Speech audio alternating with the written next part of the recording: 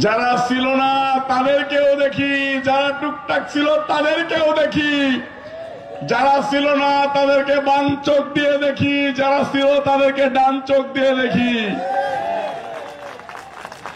যারা ছিল না তাদেরকেও দেখতে চাই পিছনে, যারা ছিল তাদেরকে দেখতে চাই সামনে, যারা ছিল তাদেরকে বুকে জড়িয়ে নিতে চাই, যারা ছিল না তাদেরকে 4 আঙ্গুল দিয়ে আস্তে করে হ্যান্ডশেক করতে চাই।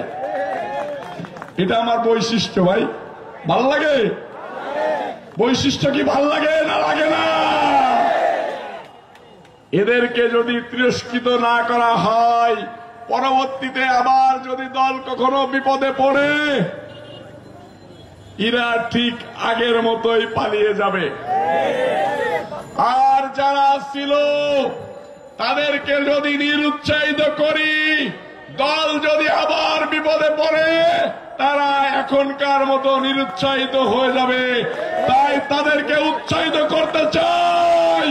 আপনি বেগম খালেদা জিয়ার সূর্য সৈনিক, আপনি তারেক রহমান সাহেবের সূর্য সৈনিক, আপনি শহীদ রাষ্ট্রপতি জিয়াউর রহমান সাহেবের আদর্শের সৈনিক, আপনি খন্দকার নাম রবিউল ইসলাম নয়নের কলিজার টুকরা। আপনাকে এই নেতৃত্বের আসনে বসাইতে চাই। আমার ভালো লাগতো একটা শব্দ, আর ভালো লাগতো একটা শব্দ। ভালো লাগতো হলো আঞ্চলিক ভাষা, ভালো লাগতো হলো শুদ্ধ ভাষা।